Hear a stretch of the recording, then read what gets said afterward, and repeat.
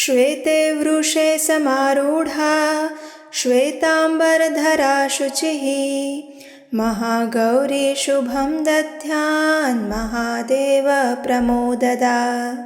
अर्थात जो सफेद नंदी पर आरूढ़ हैं, जिन्होंने श्वेत वस्त्र धारण किए हैं और जो नित्य पवित्र हैं तथा महादेव जी को अत्यंत आनंद प्रदान करने वाली महागौरी दुर्गा देवी मेरा कल्याण करें। हरे कृष्णा।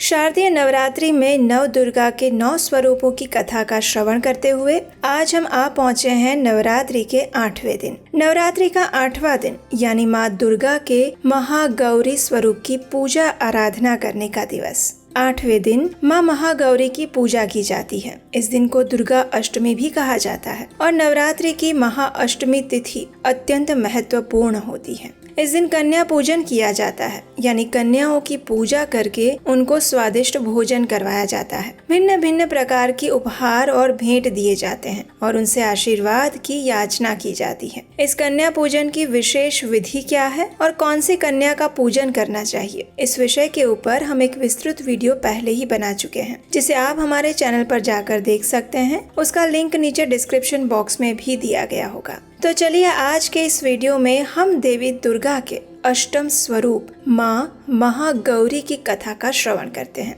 और ये भी देखते हैं कि आज उनकी पूजा कैसे करनी चाहिए। नवरात्रि का ये पावन त्योहार माँ दुर्गा की 9 दिनों की शक्ति के स्वरूप की पूजा आराधना की जाती है। ये त्योहार नारी शक्ति का प्रतीक है और नवरात्रि के 9वें दिन देवी दुर्गा के जिस स्वरूप माता महागौरी की पूजा की जाती है, उनका रंग अत्यंत गौर है। आदि शक्ति श्री दुर्गा का अष्टम रूप श्री महागौरी को कठिन तपस्या से ये गौर वर्ण प्राप्त हुआ था, इसलिए उन्हें उज्ज्वला स्वरूपा महागौरी, धन ऐश्वर्य प्रदायिनी, चैतन्यमयी, त्रैलोक्य पूजिनी, मंगला इत्यादि नामों से भी जाना जाता है। शिव पुराण में कहा गया है कि जब माता पार्वती ने महादेव को प्रसन्न करने के लिए कठिन तपस्या की थी, तब उनकी आयु सिर्फ 8 वर्ष की थी। देवी पार्वती का जन्म पर्वतराज हिमालय के घर में हुआ था। 8 वर्ष की आयु में ही उन्हें अपने पूर्व जन्म की घटनाओं का आभास हो चुका था और तभी से वे भगवान शिव को पति रूप में प्राप्त करने के लिए तपस्या करने लगी। तपस्या से देवी पार्वती को महान गौरव प्राप्त हुआ। भगवान शिव ने उन्हें अपनी अर्धांगिनी के रूप में स्वीकार किया। इसलिए नवरात्रि की महाअष्टमी तिथि के दिवस पर महागौरी की पूजा आराधना करके कन्या पूजन किया जाता है और उनको भोजन करवाया जाता है। इस दिन दुर्गा सप्तशती का पाठ करने से अधिक विशेष पुण्य फल की प्राप्ति होती है। इस दिन माँ की कथाओं का श्रवण करने से अनेक गुना अधिक फल मिलता है। माता का स्वरूप गौर वर्ण, श्वेत शंख, चंद्र और कुंद के फूल समान है। उनके वस्त्र और आभूषण आदि भी श्वेत हैं। उनकी 4 भुजाएं हैं। उनका वाहन वृषभ है। देवी के दाहिने ओर के ऊपर वाले हाथ में अभय मुद्रा है और नीचे वाले हाथ में त्रिशूल है। बाईं ओर के ऊपर वाले हाथ में डमरू और नीचे वाले हाथ में वर मुद्रा है। माँ का स्वभाव अत्यंत शांत और निर्मल है। माँ महागौरी का ध्यान, स्मरण, पूजन, आराधना करने से मनुष्य के सभी पाप नष्ट हो जाते हैं।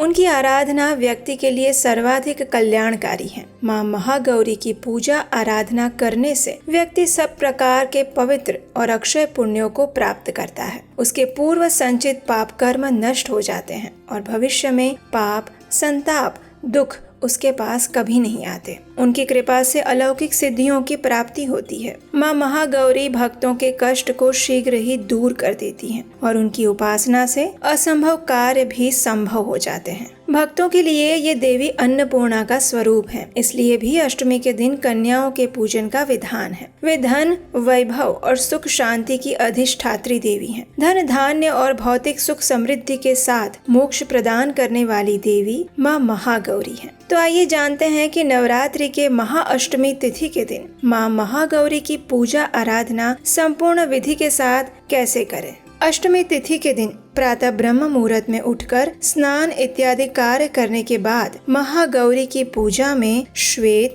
लाल या गुलाबी रंग के वस्त्र धारण करने चाहिए। उसके बाद सर्वप्रथम कलश पूजन के पश्चात माँ की विधि विधान से पूजा करें। देवी महागौरी को चंदन, रोली, मौली, सिंदूर, अक्षत, मोगरे का फूल अर्पित करें। फिर माँ के समक्ष धूप दीप प्रज्वलित करके उन्हें स्वादिष्ट पकवान का भोग लगाएं। माँ की स्तुति और आरती करें। इस दिन दुर्गा सप्तशती पाठ और श्रीमद् देवी भागवतम से माँ दुर्गा की कथाओं का पठन या फिर श्रवण करने से पुण्य फल की प्राप्ति होती है। अगर आप उपवास कर सकते हैं तो ये महाअष्टमी तिथि के दिन माँ महागौरी के लिए उपवास रखना चाहिए, क्योंकि अगर नवरात्रि के 9 दिन आप उपवास नहीं रख सकते और आप इस महाअष्टमी के दिन ही उपवास करके माँ गौरी की पूजा आराधना करते हैं तो पूरे नवरात्रि के उपवास का फल आपको प्राप्त हो जाएगा। इस दिन देवी के सिद्ध मंत्र श्री क्लीं ह्रीं वरदायै नमः का जाप करें। माता का प्रिय भोग खीर, हलवा, पूरी, चना एवं नारियल का प्रसाद चढ़ाएं। अगर आप अष्टमी के दिन कन्या पूजन करते हैं तो फिर 9 कन्याओं का पूजन करके उन्हें भोजन कराएं। इस दिन कई लोग माँ महागौरी को वस्त्र भी अर्पित करते हैं। माँ महागौरी को पूजा के दरमियान सफेद, मोरपंखी या फिर पीले रंग के पुष्प अर्पित करने चाहिए। इस दिन माँ को चमेली और केसर का फूल भी अर्पित किया जाता है। नवरात्रि की महाअष्टमी तिथि के दिन ब्रह्म मुहूर्त का समय रहेगा 4:59 का और सूर्योदय होगा 6:26 पर। चलिए अब हम देखते हैं कि देवी महागौरी को ये गौर वर्ण कैसे प्राप्त हुआ और उसके पीछे की पौराणिक कथा क्या है। इसका वर्णन हमें श्रीमद् देवी भागवत और शिव पुराण में मिलता है। तो इस कथा के अनुसार माँ दुर्गा के 8वें स्वरूप महागौरी का है। जब माता पार्वती ने महादेव को अपने पति रूप में प्राप्त करने हेतु घोर तपस्या की थी और महादेव से विवाह करने के लिए उन्होंने कई वर्षों तक कठोर व्रत और तप का पालन किया, जिससे उनका पूरा शरीर श्याम वर्णी अर्थात काला हो गया। फिर एक समय ऐसा आया जब भगवान शिव माँ पार्वती की कठिन तपस्या से प्रसन्न हो गए और उन्हें पत्नी रूप में स्वीकार कर लिया। इस प्रकार माँ पार्वती की कठोर तपस्या से प्रसन्न होकर महादेव ने उन्हें अपनी पत्नी के रूप में स्वीकार किया। भगवान शिव ने माता पार्वती का गंगा जल से अभिषेक कर उन्हें शुद्ध किया। गंगा जी के स्नान के दरमियान देवी का एक स्वरूप श्याम वर्ण का प्रकट हुआ, जो कौशिकी देवी कहलाई, और वहीं दूसरा स्वरूप चंद्रमा के समान उज्जवल वर्ण का प्रकट हुआ और तपस्या से देवी पार्वती को महान गौरव प्राप्त हुआ, इसलिए उनका नाम महागौरी पड़ा। वर्षों तक किए गए कठिन तप और उसके बाद गंगा जल से किए गए स्नान से माता का रूप अत्यंत गौर वर्ण और कांतिमय हो गया। माँ की आभा एक शंख और चंद्र के समान श्वेत हो गई और इसीलिए उनके अति गौर वर्ण के कारण भी उन्हें देवी महागौरी के नाम से जाना जाता है। देवी महागौरी अमोघ फलदायिनी है और इनकी पूजा से भक्तों के सर्व पाप कर्म धुल जाते हैं और अंत में मोक्ष की प्राप्ति होती है। उनकी कृपा से अलौकिक सिद्धियां भी प्राप्त होती हैं। तो हमें आशा है कि हमारे द्वारा कही गई ये कथा आपको अच्छी लगी होगी और आज की नवरात्रि की अष्टमी तिथि के दिन की महागौरी कथा को हम यहीं समाप्त करते हैं और कल नवरात्रि के 9वें दिन यानी नवरात्रि के अंतिम दिवस की कथा के साथ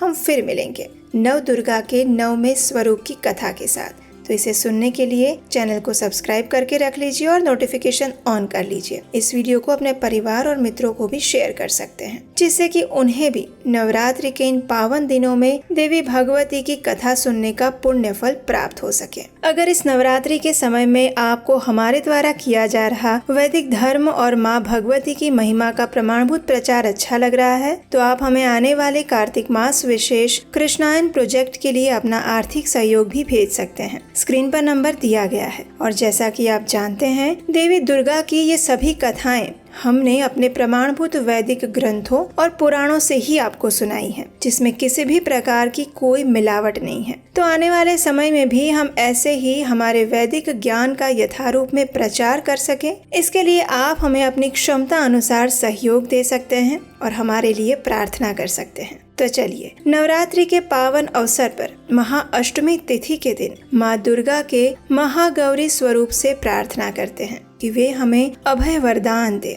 और आध्यात्मिक मार्ग पर अग्रसर होने में हमारी सहायता करें, जिससे हम अपने परम गंतव्य को प्राप्त कर सके। सर्वमंगल मांगल्ये शिवे सर्वार्थ साधिके शरण्ये त्र्यंबके गौरी नारायणी नमोस्तुते।